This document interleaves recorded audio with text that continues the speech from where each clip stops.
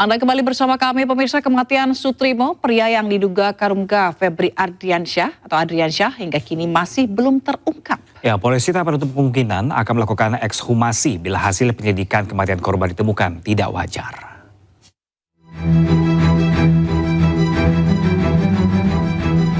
Polda Metro Jaya hingga kini masih mengusut penyebab kematian Sutrimo, pria yang diduga kepala rumah tangga mantan Jampitsus Febri Ardiansyah. Polisi menyebut tidak menutup kemungkinan akan melakukan ekshumasi bila hasil penyelidikan kematian korban dinyatakan tidak wajar. Memberi ruang kepada keluarga korban yang masih dalam kondisi berduka. Dan kita juga memberikan himbauan apabila memang keluarga korban merasa ada kejanggalan terhadap meninggalnya saudara S, ini bisa membuat laporan kepada Polda Metro Jaya, dan ini lebih pro justisianya lebih tepat, lebih enak untuk kita melakukan pendalaman. Selain meminta keterangan dari saksi, olah tempat kejadian perkara juga telah dilaksanakan. Digelar di Modern Aesthetic Clinic, Kebayoran Baru, Jakarta Selatan. Klinik ini diduga sudah tidak beroperasi bahkan sejak 5 tahun lalu. Pria bernama Sutrimo sebelumnya ditemukan tak sadarkan diri di sebuah klinik terbengkalai Jakarta Selatan. Korban kemudian dievakuasi ke Rumah Sakit Muhammadiyah Taman Puring. Namun ketika tiba di rumah sakit, korban dinyatakan meninggal. Dari identitasnya, warga menduga Sutrimo sebagai penjaga rumah atau kepala rumah tangga mantan Jampitsus Febri Ardiansyah yang saat ini terseret kasus korupsi. Tim Liputan iNews melaporkan. Ya, pemirsa, keluarga Sutrimo di Banyumas, Jawa Tengah menanggapi kematian salah satu anggota kematian keluarganya. Ya, menurut pihak keluarga mereka tidak akan menuntut pihak manapun.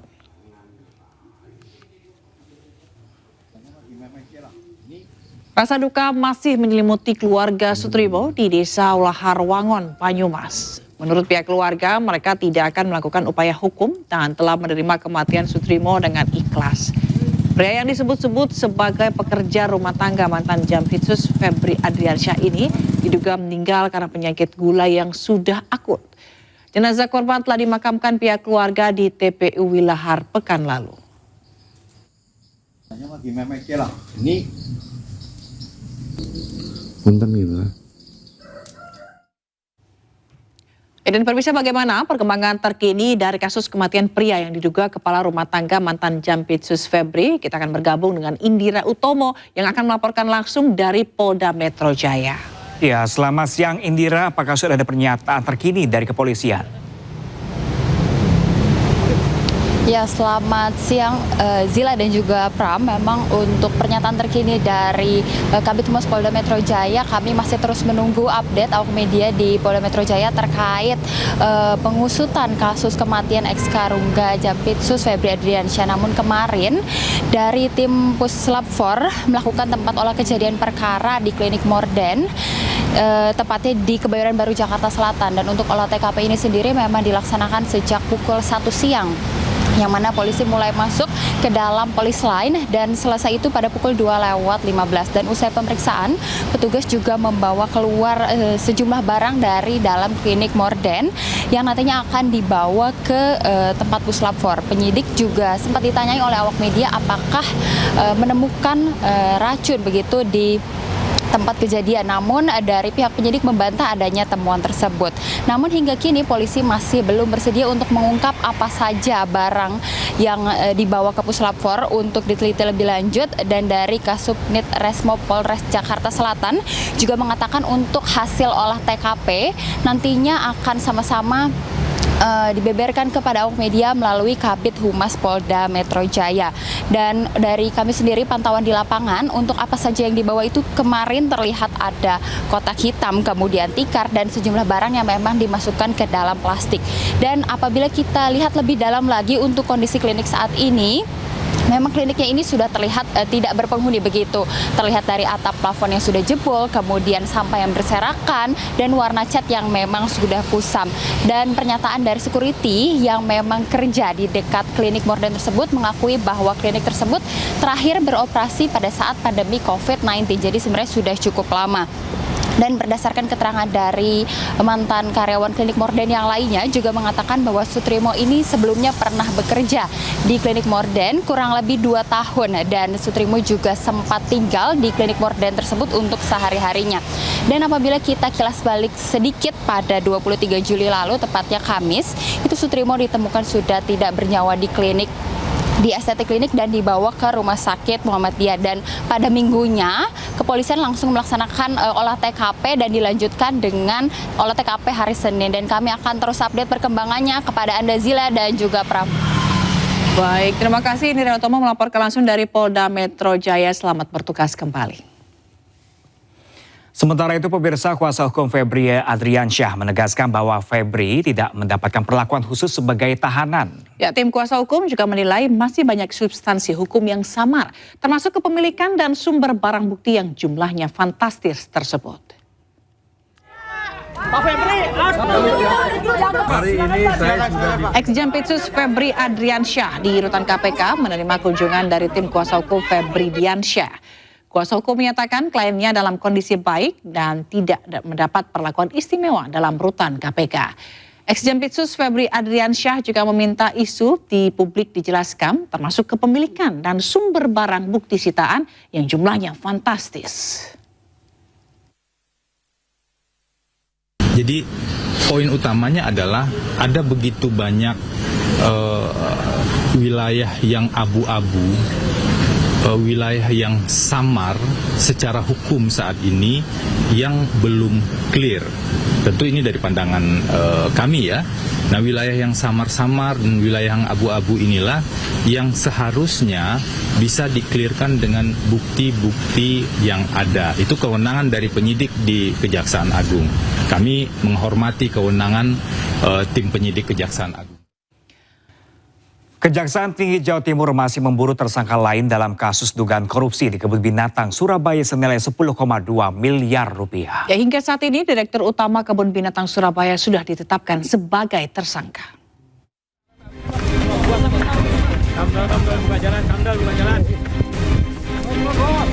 Usai menetapkan mantan Direktur Utama Kebun Binatang Surabaya Khairul Anwar sebagai tersangka dugaan korupsi dana operasional sebesar 10,2 miliar rupiah, penyidik Kejati Jawa Timur mulai memburu tersangka lain. Pengembangan kasus dilakukan dengan memeriksa saksi-saksi tambahan. Kejati Jatim menduga tersangka lebih dari 1 orang. Apalagi dugaan korupsi dilakukan sudah sejak lama. Korupsi itu dimanapun tidak ada yang berdiri sendiri, pasti ada hal yang lain atau pihak lain. Jadi perkara ini masih terus kami dalami oleh penyidik. Pengumpulan alat bukti tentunya terus dilakukan untuk menjunjung tinggi asas praduga tak bersalah. Selanjutnya mengenai kemungkinan adanya keterlibatan dari pihak lain, tentu kami masih menunggu fakta dari hasil penyelidikan tim yang dalam ini kalau ditemukan adanya cukup bukti, maka tentu kami lakukan pengembangan. Kasus korupsi dana operasional KBS berhasil terungkap usai adanya laporan dari masyarakat pada tahun lalu. Mantan Direktur KBS periode 2016-2024 Khairul Anwar diduga melakukan korupsi dana operasional senilai 10,2 miliar rupiah. Khairul Anwar diduga mempermainkan dana operasional seperti biaya pakan satwa hingga sarana dan prasarana di Kebun Binatang Surabaya. Dari Surabaya, Jawa Timur, Hari Tambayong, iNews melaporkan. Ya pemirsa, bersih-bersih tata kelola makan bergizi gratis. Ini Kepala Badan Gizi Nasional Sudaryono memecat 200 lebih pegawai non-ASN termasuk tenaga ahli. Ya, Badan Gizi Nasional juga menutup permanen 800-an dapur MBG yang melakukan pelanggaran.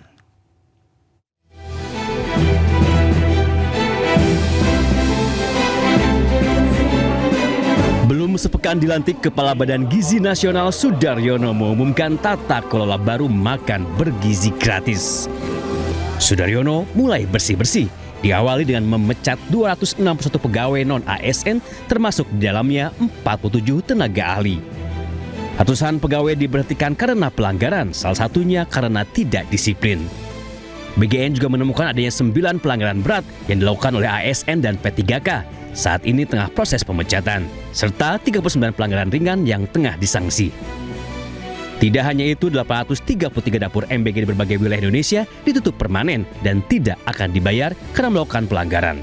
Dengan total sebagaimana di layar 833. Dapur yang disuspend secara permanen ini itu bukan kayak yang lalu, misalnya dulu kan disuspend tapi tetap dibayar. Kalau ini udah suspend, tutup, nggak dibayar. Ini betul-betul adalah suspend karena pelanggaran. Sebagai bentuk transparansi tata kelola, publik kini bisa ikut terlibat mengawasi MBG dengan mengakses dan melaporkan melalui sistem yang akan diumumkan pekan depan. Siapapun kini bisa mengetahui jumlah dapur di kecamatan melalui sistem. Bahkan masyarakat bisa melaporkan SPPG yang meminta fee atau melakukan manipulasi harga bahan makanan. Badan Gizi Nasional ancam pecat kepala SPPG dan menutup dapur jika terbukti. Dari Jakarta, Tim Liputan iNews melaporkan.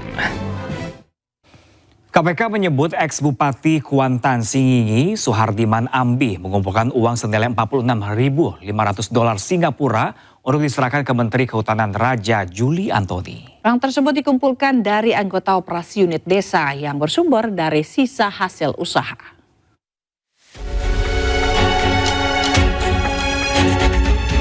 Komisi Pemberantasan Korupsi menyebut ex-mantan Bupati Kuantan Singingi Suhardiman Ambi mengumpulkan uang senilai $46.500 Singapura yang diduga diperuntukkan bagi Menteri Kehutanan Raja Juli Antoni.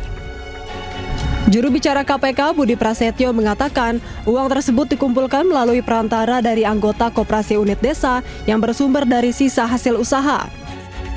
Uang tersebut kemudian disiapkan untuk diserahkan ke Menteri Kehutanan Raja Juli Antoni, namun belum bisa dipastikan jumlah uang di dalam amplop tersebut. Tim kemudian juga menemukan adanya dugaan pengumpulan uang yang dilakukan oleh Bupati melalui pihak perantara, di mana pengumpulan uang itu dilakukan kepada KUD yang anggotanya adalah para petani. Selain itu juga pengumpulan ini diduga bersumber dari para kepala desa ataupun camat. Sebelumnya, mantan Bupati Kuansing Suhardiman Ambi mengaku tak pernah memberikan amplop berisi uang pecahan dolar Singapura kepada Menhut Raja Juli Antoni. Bantahan itu disampaikan usai menjalani pemeriksaan di Gedung Merah Putih KPK pada Jumat 17 Juli. Yang mana tuh? Uang yang di dalam amplop itu. Saya nggak tahu isinya. Isinya apa ya? Yang Bapak yang ngasih, Pak. Yang ngasih Bapak kan? Yang ngasih Bapak kan? Bapak yang ngasih. Bapak yang ngasih. Siapa yang ngasih kalau bukan Bapak, Pak? Sementara Menteri Kehutanan Raja Juli Antoni mengakui jika Bupati Kuansing sempat memberikan sebuah amplop kepada dirinya. Ia mengklaim tanpa mengetahui isi amplop, ia langsung memerintahkan ajudannya untuk mengembalikannya. Jumat, ya, hari Jumat tanggal 12. Sekitar 17 hari sebelum terjadi OTP, ajudan saya sudah mengembalikan amplop putih kepada Bupati Kuantan Singingi. Ada tanda terimanya, ada fotonya. Saya lihatkan kepada teman-teman aslinya. Nah, kita tanda terimanya. Tanggal 12 Juni pukul 14.57. Ia menambahkan pengembalian amplop sempat tertunda karena penyesuaian jadwal kedinasan. Setelah Sekjen Kemenhut menerbitkan surat tugas, amplop tersebut akhirnya diserahkan langsung kepada Bupati Kuansing di Polres Kuantan Singingi. Tim Liputan iNews melaporkan. Pemirsa, akibat jembatan putus diterjang banjir bandang, anak-anak pertaruhkan keselamatan demi bisa berangkat ke sekolah. Selengkapnya sesaat lagi pemirsa, jangan kemana-mana, tetaplah bersama kami di iNews Today.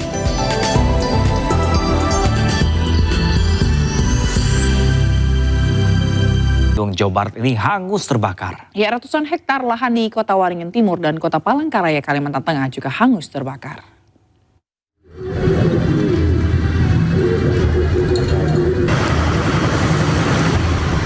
Lahan Gunung Paseban, Desa Jelegong, Kecamatan Kuta Waringin, Kabupaten Bandung, Jawa Barat terbakar.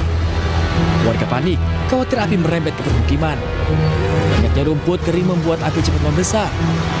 Tugas kerahkan 6 unit damkar untuk padamkan api. Kebakaran diduga akibat warga membakar sampah. Polisi pun masih menyelidiki penyebab kebakaran. Kebakaran Kebakaran lahan juga terjadi di Jalan Hiu Putih Lanjutan, Kecamatan Jekan Raya, Kota Palangkaraya, Kalimantan Tengah. Kobaran api dengan cepat menjalar di atas lahan gambut kering dan menghanguskan setidaknya 6 hektar lahan. Tim penanggulangan kebakaran hutan dan lahan diterjunkan ke lokasi untuk memadamkan api. Kebakaran hutan dan lahan di Kota Palangkaraya terus meningkat seiring berlangsungnya musim kemarau. Tercatat 109 titik kebakaran yang menghanguskan lebih dari 54 hektar lahan. Sementara di Kabupaten Kota Waringin Timur, kebakaran hutan dan lahan kian luas. Kebakaran lahan gambut ini terjadi hampir setiap hari di sejumlah kecamatan. Petugas berjibaku melokalisir api agar tidak merembet. Total kebakaran hutan dan lahan mencapai 176 hektar tersebar di 17 kecamatan. Saat ini Kabupaten Kota Waringin Timur berstatus siaga karhutla. Tim Liputan, Anyus melaporkan. Ya pemirsa, endapan lumpur yang makin meninggi menyebabkan sejumlah perahu nelayan tak bisa melaut akibat kapalnya kandas di kawasan Muara Kanal Banjir Timur Cilincing, Jakarta Utara. Ya, nelayan mengeluhkan karena sudah lama Pemprov DKI Jakarta tidak pernah melakukan pengerukan di lokasi.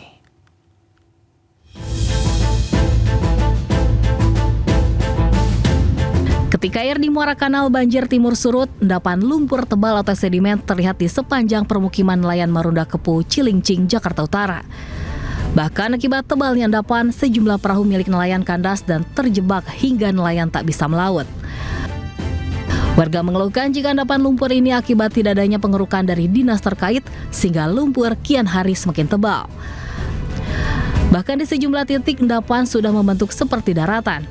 Akibatnya nelayan sangat dirugikan karena ruang aktivitasnya semakin menyempit. Kan nelayan ya perahunya kalau keluar masuknya kalau lagi begini kandas Pak. Kudu dorong dulu. Lagi pula sampahnya pun banyak. Sampah yang tertutup lumpur itu. Nelayan hanya berharap Pemprov DKI bisa melakukan pengerukan dan membersihkan sedimen lumpur di kawasan ini agar aktivitas nelayan tidak terganggu. Dari Jakarta, Sofyan Firdaus, iNews melaporkan. Ya pemirsa, viral siswi SMP seberangi sungai berarus deras memakai tali di Aceh. Ya, akibat jembatan utama putus diterjang banjir bandang memaksa anak-anak ini mempertaruhkan keselamatan demi bisa berangkat sekolah.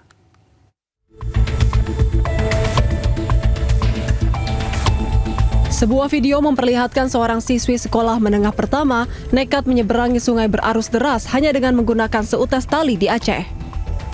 Video ini pun mendadak viral di media sosial. Aksi berbahaya ini merupakan cerminan kondisi memprihatinkan yang harus dihadapi oleh warga dan para pelajar di Desa Pendawi, Kabupaten Gayo Lues, Aceh. Akibat jembatan utama putus diterjang banjir bandang pada November 2025, jembatan hanyut serta badan jalan amblas membuat total 6 desa mengalami isolasi total selama berbulan-bulan. Demi menyambung kembali aktivitas harian, warga berinisiatif membangun jembatan tali darurat secara swadaya sebagai satu-satunya jalur penghubung alternatif. Kondisi ini memaksa anak-anak mempertaruhkan keselamatan demi bisa berangkat sekolah. Dari Gayo, Aceh, iNews melaporkan.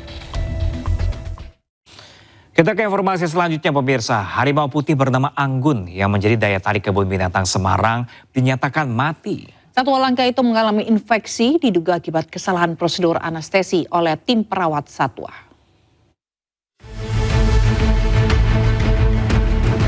Seekor satwa langka harimau putih bernama Anggun milik kebun binatang Semarang ini terekam amatir saat sekarat hingga mati dan viral. Akibatnya, kematian satwa ikon kebun binatang Semarang ini menjadi pukulan bagi pemerintah kota Semarang.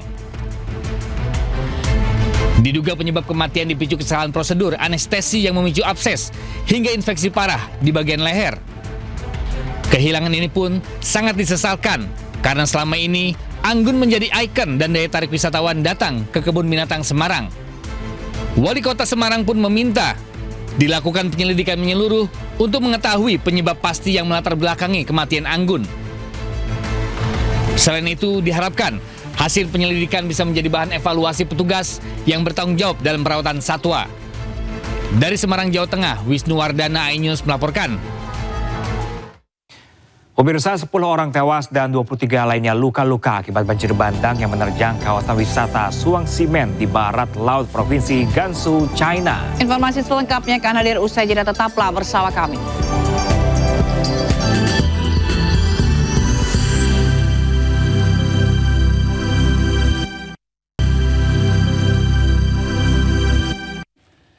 Terima kasih pemirsa Anda masih bersama kami. Pemirsa, konflik antara Arab Saudi dengan Houthi terus berlanjut. Arab Saudi kembali melancarkan serangan ke Yaman.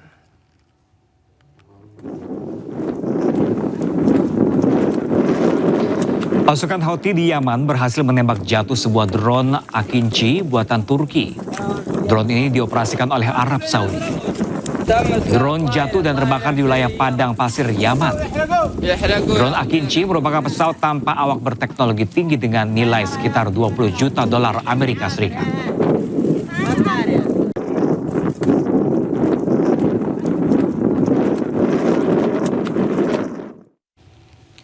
Sementara itu pemirsa, kebakaran hutan di Lelas, Gironde, Prancis telah menghanguskan 42.000 hektar lahan. Peristiwa ini memaksa sekitar 1,4 juta orang mengungsi.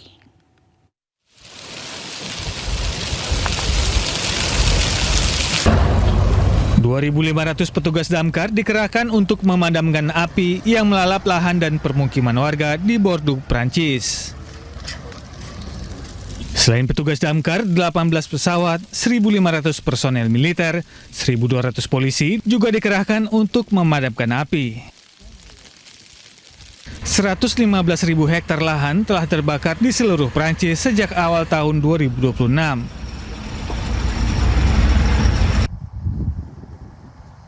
Sejumlah relawan berjibaku memadamkan bara api usai kebakaran melanda Giron, Prancis.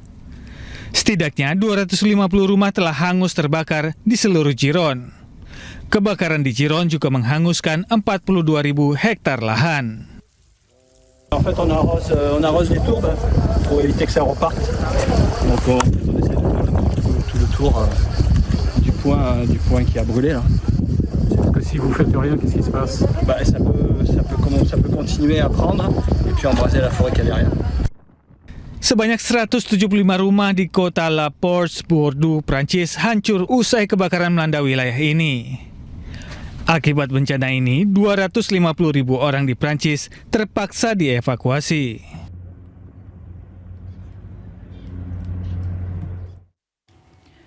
Pemirsa, topan nol menerjang kota Huizhou, Provinsi Guangdong, China. Ya, peristiwa ini pun membuat aktivitas warga jadi terganggu.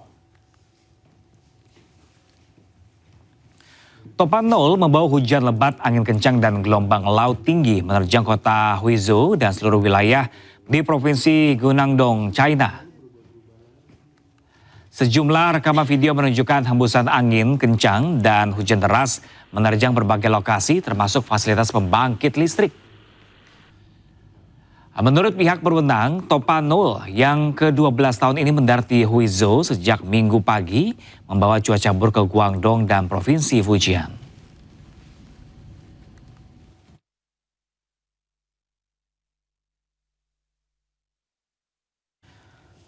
Topan nol membuat transportasi di seluruh wilayah China Selatan lumpuh. Evakuasi massal pun dilakukan pemerintah China untuk menghindari jatuhnya korban jiwa.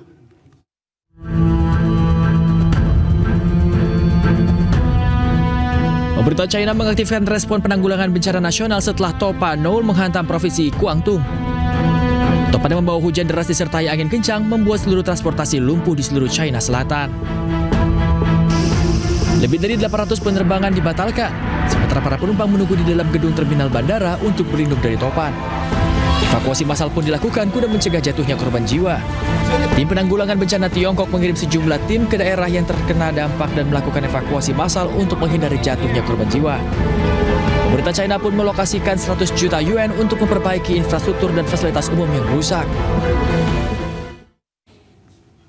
Ya, pemirsa, 10 orang tewas dan 23 lainnya luka-luka akibat banjir bandang yang menerjang kawasan wisata Shuangximen di barat laut Provinsi Gansu, China. Sejumlah wisatawan yang berada di lokasi pun terjebak hingga harus dievakuasi petugas.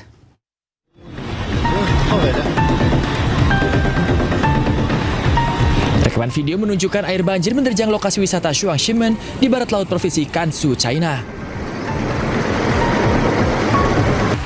Tim penyelamat melakukan pencarian di area terdampak untuk memandu para pengunjung wisata untuk dievakuasi ke tempat aman. Sedikitnya 10 orang tewas dan 23 orang lain mengalami luka-luka saat banjir bandang menerjang kawasan wisata Shuangximen, Provinsi Gansu, China. Peristiwa ini pun membuat sejumlah wisatawan yang berkemah di tepi sungai terjebak banjir.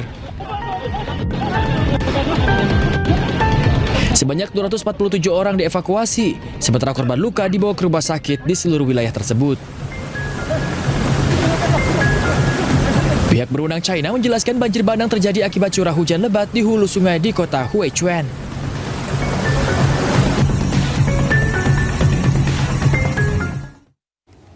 Ya, dari informasi lainnya, pemirsa, ribuan warga Yaman berkumpul di Al Sabin Square, ibu kota Sana'a. Ya, aksi ini merupakan unjuk rasa warga untuk mendukung angkatan bersenjata Yaman.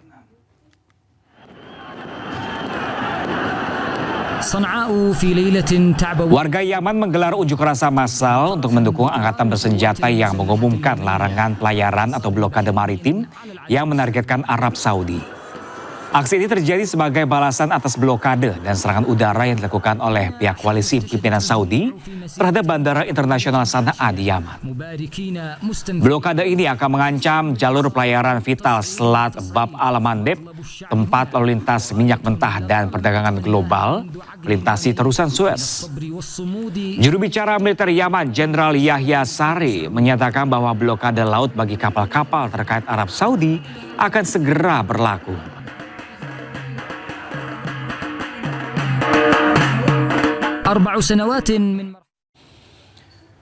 Sementara itu, pemirsa, banjir bandang menerjang negara bagian Assam di India. Banjir menghancurkan bangunan hingga puluhan orang dilaporkan hilang karena terseret air.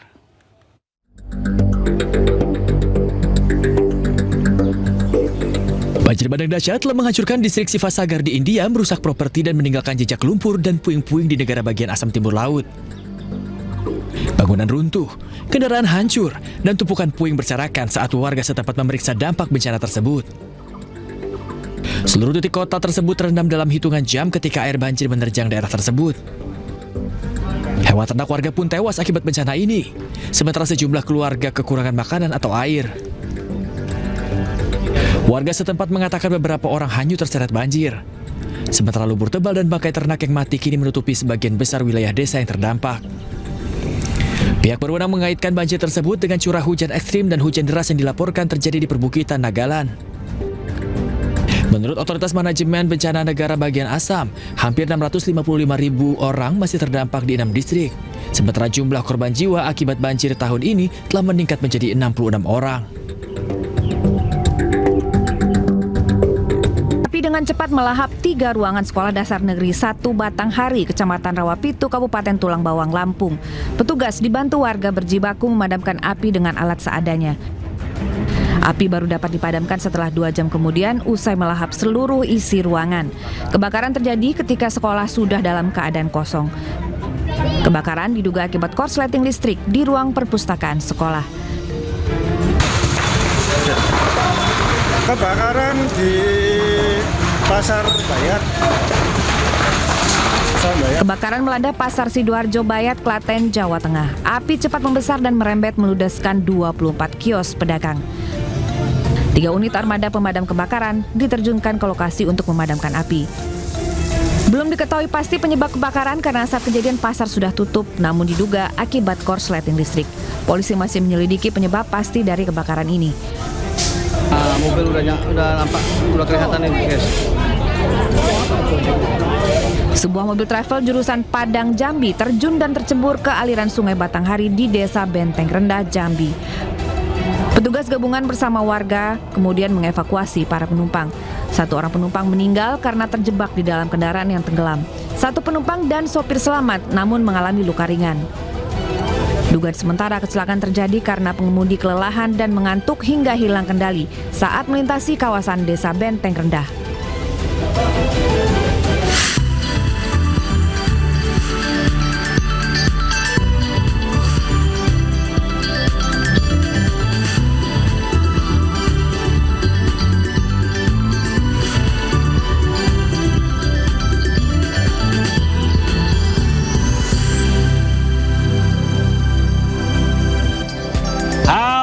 Halo, selamat pagi pemirsa. Kembali lagi di iNews Today. Apa kabar ya pemirsa hari ini? Senang sekali kami kembali hadir untuk berbagi sejumlah informasi penting, menarik, dan inspiratif untuk Anda. Ya benar sekali Pram. Dan dalam edisi hari ini kami akan menginformasikan perkembangan terkini yaitu dari kasus misteri kematian pria ini yang diduga sebagai kepala rumah tangga mantan Jampitsus Febri Adriansyah. Bersama saya Fazila Khairunisa. Dan saya Pram Senja pemirsa, inilah isu selengkapnya untuk Anda.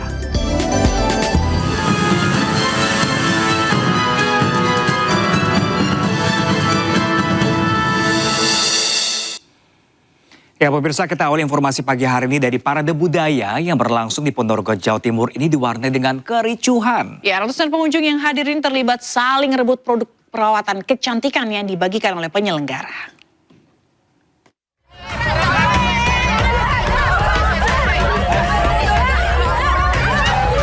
Ratusan pengunjung ini saling berdesakan dan saling dorong untuk mendapatkan produk perawatan kecantikan yang dibagikan secara gratis.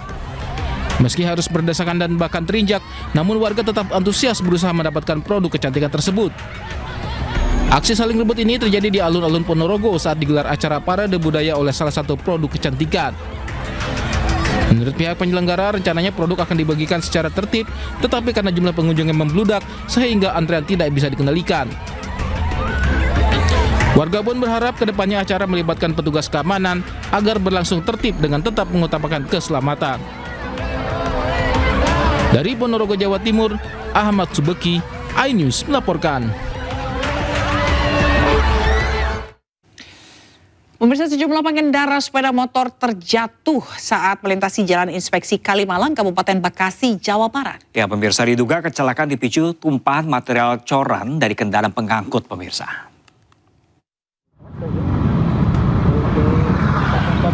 Mantap. Sejumlah pengendara motor terjatuh di Jalan Inspeksi Kalimalang, Desa Jayamukti, Cikarang, Kabupaten Bekasi. Diduga mereka terjatuh lantaran jalan licin akibat tumpahan material coran dari kendaraan pengangkut. Selain membahayakan pengendara, debu dari kendaraan pengangkut material juga dikeluhkan warga. Kondisi berlangsung sebulan ini mengganggu aktivitas dan picu gangguan pernapasan. Merasa tak kunjung direspon, warga pun protes dengan pasang spanduk bertuliskan Tegal Danas Darurat Debu. Banyak orang yang pada jatuh, ya akhirnya ya dampaknya kita juga lingkungan jadi kotor. Ya terus banyak yang jatuh juga, motor-motor juga. Warga berharap pemerintah segera membersihkan jalan dan memperketat pengawasan terhadap kendaraan pengangkut material agar tak lagi membahayakan pengguna jalan. Dari Kabupaten Bekasi, Jawa Barat, Ahmad Jawhari Lutfi, iNews melaporkan. Kita beralih ke kasus lainnya pemirsa. Simpati berdatangan dari berbagai kalangan terkait kasus pengeroyokan yang berakibat meninggalnya warga desa Sidatapa, Buleleng, Bali yang diduga mencuri ayam. Ya, mirisnya keluarga korban mengaku baru mengetahui korban meninggal akibat pengeroyokan setelah rekaman kejadian viral di media sosial.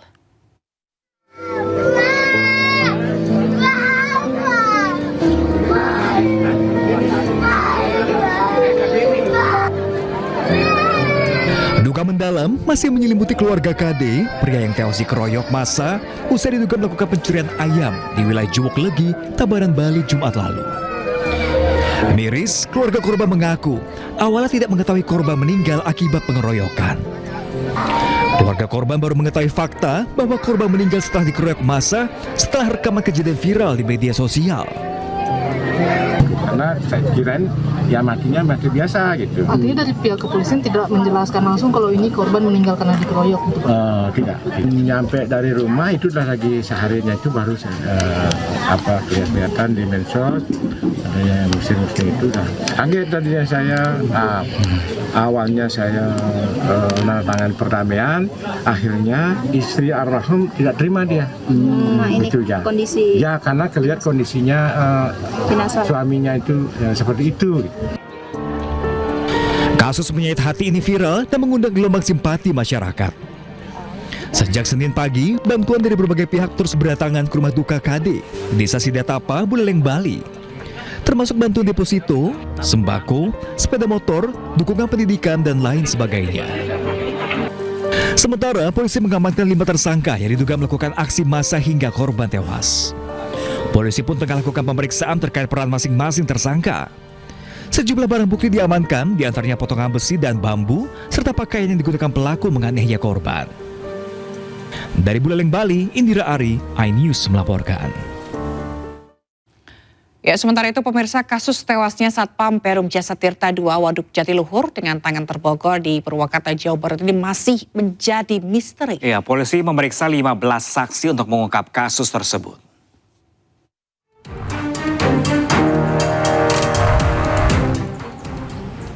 Satreskrim Polres Purwakarta masih mendalami kasus tewasnya Sumarna, 42 tahun, Satpam PJT 2 yang tewas di perairan Tanggul Hayat, Waduk Jatiluhur dalam kondisi tangan terborgol. Pihak kepolisian sudah melakukan pemeriksaan terhadap 15 orang saksi dan mendalami isi CCTV di sekitar TKP yang telah ditemukan. Dari 15 orang saksi yang diperiksa, bahkan kemungkinan akan bertambah. Namun saksi yang telah diperiksa belum satu pun yang menjadi tersangka. Sementara hasil otopsi akan diketahui pada hari ini. Security atau tugas keamanan yang tenggelam di Waduk Jatiluhur, kita sudah melakukan pemeriksaan terhadap 15 saksi untuk sementara. Kemudian hasil otopsi turun hari ini, nanti akan kami analisa oleh penyidik. Sebelumnya korban ditemukan mengambang di perairan Tanggul Hayat Waduk Jatiluhur dengan tangan terborgol ke belakang. Korban menggunakan seragam dan sebelumnya tengah berjaga di pos pengamanan sekitar TKP. Dari Purwakarta, Jawa Barat, Irwan, iNews melaporkan. Seorang siswi kelas 3 sekolah dasar di Sidoarjo, Jawa Timur ini nyaris diculik dan dirampok seorang wanita saat pulang sekolah. Ya, korban berhasil kabur saat dijanjikan akan diantar pulang dengan sepeda motornya.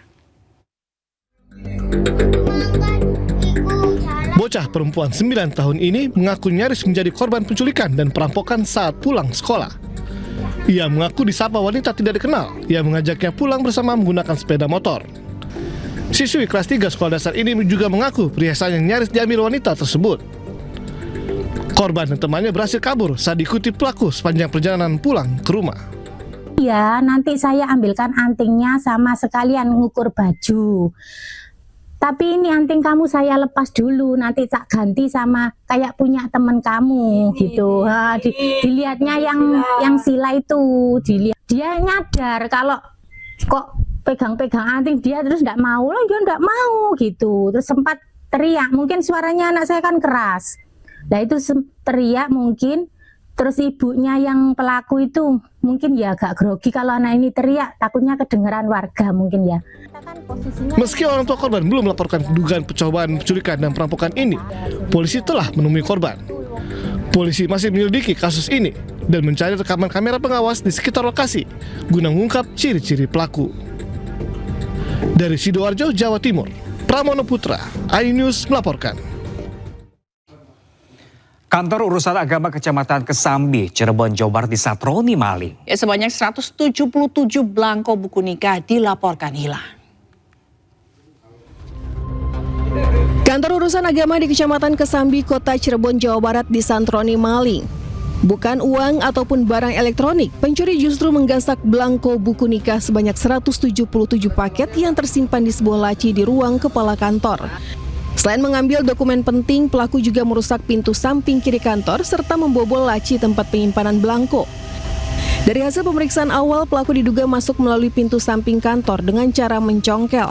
Kasus tersebut pertama kali diketahui oleh petugas kebersihan kantor yang menemukan kantor tak terkunci. Kayaknya kan panik tuh ya, langsung masuk, melihat komputer masih utuh. Makanya saya nelpon sama Pak Ajis nih, atasan saya, nelpon. Nah, kata Pak Ajisnya, cek ruangan yang lain, ruangan lain udah aman, kata saya tuh. Terus saya suruh buka ruang Pak Kepala, ya saya buka, dorong lihat di situ lacinya udah kebuka, nggak ada buku nikah. Kasus pencurian masih dalam penyelidikan Polres Cirebon Kota. Pemirsa, Direktorat Reserse Polda Metro Jaya gagalkan peredaran narkoba jenis ganja melalui media sosial dan didistribusikan melalui jasa pengiriman barang di wilayah Bekasi dan Cibinong, Bogor, Jawa Barat. Ya, petugas mengamankan 3 orang pria yang diduga terlibat sebagai pengedar narkoba.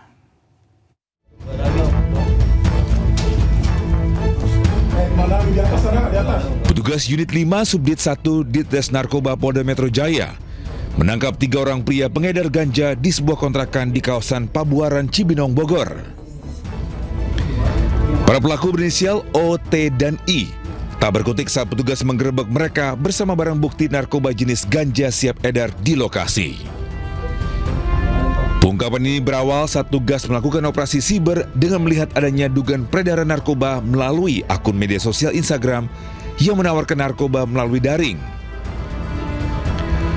Penyidik langsung menelusuri jalur distribusi paket melalui data pengiriman hingga mengarah ke wilayah Cibinong, Bogor yang diduga menjadi penyimpanan sekaligus pengemasan barang haram tersebut. Dari hasil penggeledahan telah diamankan barang bukti yaitu ganja berupa daun, batang, dan juga biji dengan total seberat 8,722 kg. Saat ini ketiga tersangka bersama barang bukti dibawa ke Ditdes Narkoba Polda Metro Jaya guna penyelidikan lebih lanjut. Dari Jakarta Selatan, Din Helmi Sajangbati, iNews melaporkan.